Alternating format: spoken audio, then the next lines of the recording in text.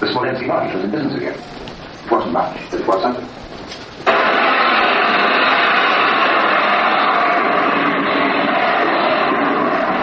It was now the end of isolation.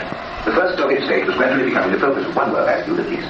At the Congress of the Communist International in Moscow, the delegates from 39 countries debated the program by which they were to overcome the world. They and the Bolshevik pioneers, Radek, Zinoviev, Bronichowski, Litvina, the old guard, and the new, including the American Don Reed, journalists and historian of his times. So this is like a third international, the Comintern. Marx's old friend Karl Zestrin. On her right, the Japanese communist, then Yariyama. On her left, Zinoviev. Then Smera, leader of the Czechs. At the house, always, Lenin projected his non-stop combination of magnetism and calm and petulant authority, with that characteristic rushing gesture of the shoulders and the chin, the dominating oratory of a man who said everything so often that it merely remained saying again and again. It was his manner, as with many a personally modest man who struggled with power, to retreat, as they say, into the limelight. By crouching inconspicuously to write his notes in an obscure corner, he was sure of the maximum attention. No cat.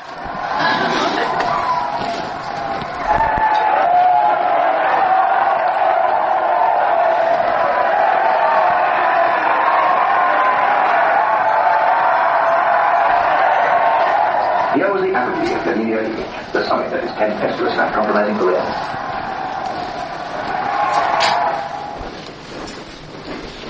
His sickness came quite suddenly. In 1922, his first stroke very low. He went to recover in a small estate in the village of Gorky. It was a hemorrhage of the brain, but it was not necessarily a great danger.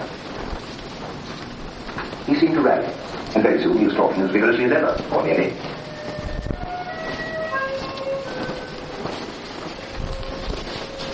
He rested in Gorky with his wife Krupskaya, relaxed with local children. Was visited by the party's Secretary General, the young Governor. That year he seemed to recover and hastened back to Moscow, to the Council of People's Commissars, to the Central Committee, to the Central Executive. For Lenin it was hard to accept that the business of the Soviets would continue without him. But by the end of the year, in the bitter winter, the second stroke failed him once again. And once again Krupskaya took him back to Gorky, to the snowbound villa where, in the silence of paralysis, he was to come to an end. So, at 6:30 on the evening of January the 21st, 1924, in the 54th year of his tireless, tormented and triumphant life, Vladimir Ilyich Lenin died of a sclerosis of the brain. They took him back to Moscow, gripped in the ferocity of the young winter's cold.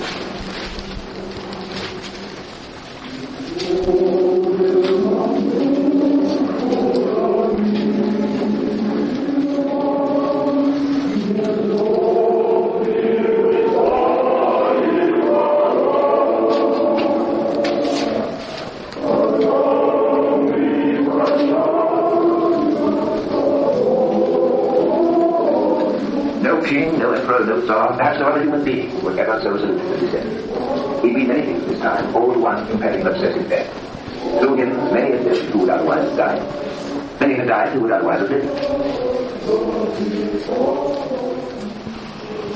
They set what was left of Lenin in the Red Square, and there, in body, he dies to this day.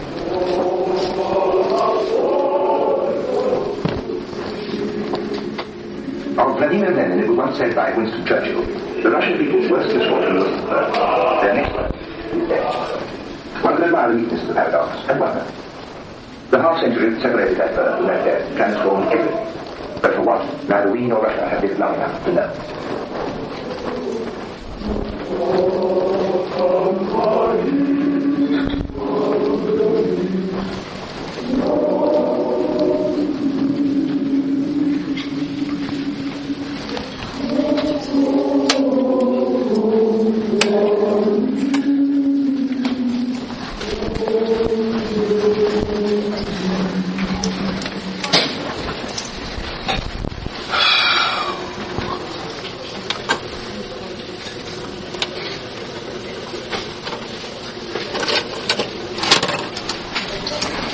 Okay. Well, there you have an English film on Lenin. Good. So, any questions? We'll have a little discussion now about this film and about the Russian Revolution, but any questions to start with? Things that were not clear or thoughts you had? Matthew? The role of Trotsky. Well, there was a place in the film where the narrator did say that Trotsky figured quite prominently in the revolution, yet you would never find it in any of the records today in Soviet history. One thing, of course, that's not talked about here is actually what happened after Lenin died. And after Lenin died, there was an enormous battle for succession of Lenin, and two figures particularly important were Trotsky and Stalin. And in the end, Stalin was to win.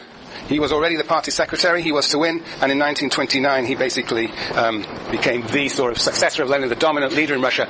And Trotsky was forced out. He had left in exile and was eventually killed in Mexico, presumably, everybody presumed, by the agents of Stalin. In 1930, where's my Jason? 4. No. 1940. Very good. You're our expert on Trotsky. Yes. Yes, 1940. Really? Look at that. Good. Yes, well, Trotsky. Who was Trotsky? Well, Trotsky was a brilliant revolutionary orator, wrote a wonder. If you're interested in reading about the Russian Revolution, perhaps the greatest book that's ever been written on I think, in my view, definitively the best book that's ever been written on the Russian Revolution is indeed Trotsky's The Russian Revolution. And it is an account of the Russian Revolution as he participated in it, but with a very rich historical analysis plus a Marxist framework within which to understand how it happened. Trotsky was very close to Lenin at the time of the revolution, and they worked very closely together. In the post-revolutionary period, Trotsky was assigned the task, as you see in the film, first of all to surrender, to end the war with the Germans, and he then became the leader of the Red Army. And it was his brilliance as a leader and as an orator that made it possible for the communist regime to survive. As the narrator said, 6/7 of the Russian territory was occupied by, in a sense, the enemy, the defenders of the old regime, or at least the opponents of communism. But Trotsky was managed to organize, slowly build the Red Army to contest that huge opposition, which was, of course, again, worldwide. Now, one of the interesting things about this film is the absence of much theory. Now, Trotsky and Stalin have very different views about what should be done after the revolution. Lenin dies, and the issue is, can you build what? Communism in where? One country.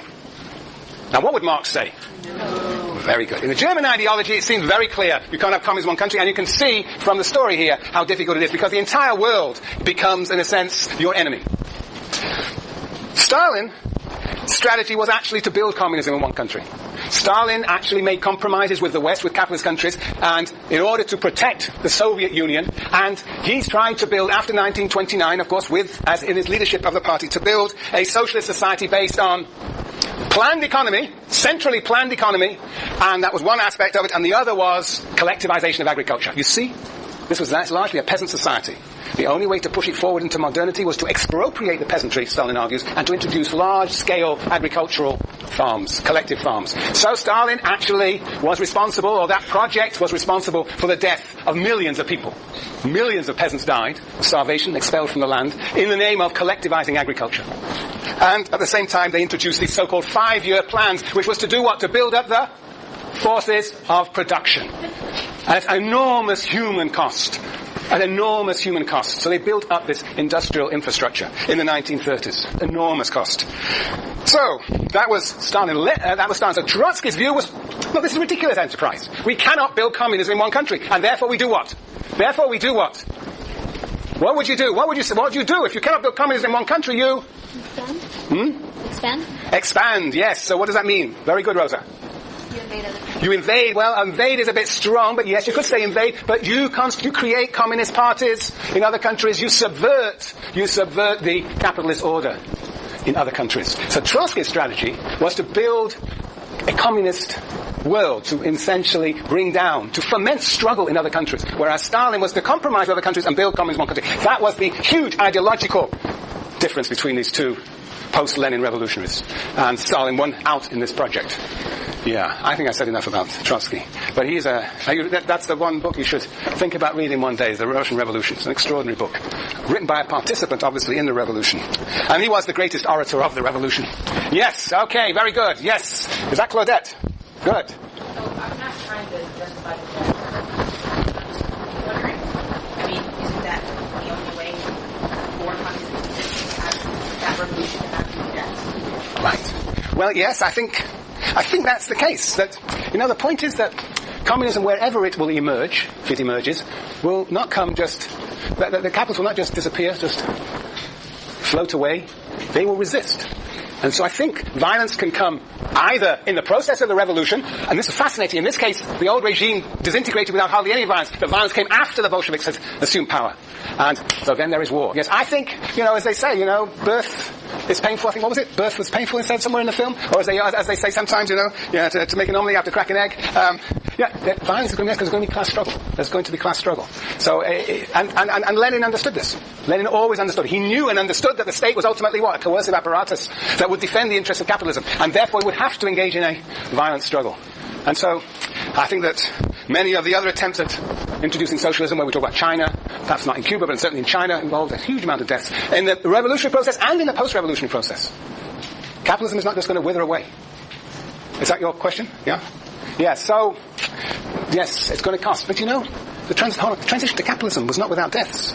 I mean, any major transition to modernity of whatever sort involves enormous human sacrifice. In England, we talk about the enclosure movement. And we could describe in great deal, Engels does describe, remember, in the conditions of the working class in Manchester, talks about the impoverishment and degradation of the working class in Manchester, and the human costs of that transformation. But the French Revolution also was costly in human life. Revolutions are necessary to bring us into modernity. So it's not just, this was an enormous cost, because the backwardness of Russia was undescribable. And I think that was the virtue of what's seen on the film. But nevertheless, all transitions to modernity are extremely costly in human life. Yeah.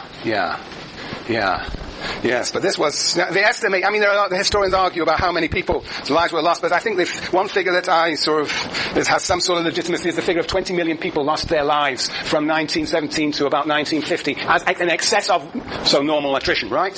So, yes, enormous people died through the process of collectivization of the peasantry, also the purges, when Stalin did not brook any opposition, and so was prepared to kill all sorts of cadre, even of the Communist Party itself. Yeah. And similar stories have been told for the Chinese Revolution and the so-called Great Leap Forward. Yes. All right, I've gone on a bit about that. Yes, Marianne. Yes, the original mode of production. Well, that's, of course, the big question. What does it look like? What sort of society? How would you characterize a society from the film? Marianne.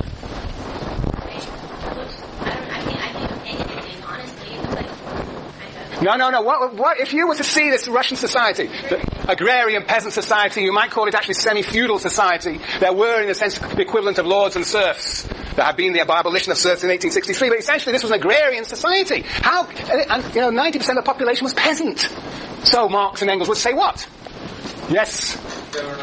They're not ready for communism. They're not ready for a communist revolution, for socialism. Right? What are they ready for, Lars? They're ready for capitalism. And it's interesting, Marxists in Russia, the so-called Russian Marxists, Orthodox Marxists, not the revolutionaries, not at all, but there was a Russian Marxist school, legal Marxists they were called, were using Marxist analysis to do what? To justify what? A revolution from feudalism to what? To capitalism. Interesting, 3 volumes of Capital was used as a justification for moving from feudalism to capitalism. Because you're not going to, on the assumption that is the next stage of history. But who's going to make this bourgeois revolution in Russia? Who's going to make this capitalist revolution? Because there are no what? There are no middle classes, no capitalists. The Putilov machine works and all the other industries. You know who owns those machine works? Know where the investment comes from? France, Germany, England. External foreign investment. There is no indigenous strong bourgeoisie. So there can be no bourgeoisie who's going to make the revolution. So who's going to make the revolution? The only people who could in principle make the revolution are the peasantry and the working class. But if the working class and the peasantry are going to engage in a revolution, they are going to demand what? They're going to demand communism. They're going to demand a socialist world. But the world is not ready for that. Lenin gets off the train in April, and the April thesis that was referred to in the film, and Lenin says, much to everybody's amazement, all his comrades said, this guy's gone crazy. He's saying, forward to communism. April 7, 1917, how can he possibly have read his Marx and be saying forward to communism? We cannot be moving on. They were all shocked. Their leader come back from Zurich. What happened to him in Zurich? In a sealed train. Interesting story, supposedly a German spy. Now, of course, the Germans did allow the train to go through, but that doesn't mean that Lenin was any less the revolutionary. So, what's he saying? This is a fascinating story. How is it that Lenin can justify saying to his comrades when he gets off the train in the Finland station in April 11th or whenever it was, forward to communism? How can he justify that? He's just come from Zurich. He's just come from Europe. What has he seen in Europe in 1917? Jason. Major working class struggles in all countries and a world war that has divided capitalists. What he is saying is that capitalism is on its last legs, and he writes a very famous book called Imperialism, the Highest Stage of Capitalism. And in that book, he argues that indeed, at this period, capitalism has entered what he calls a moribund stage, a monopoly capitalism.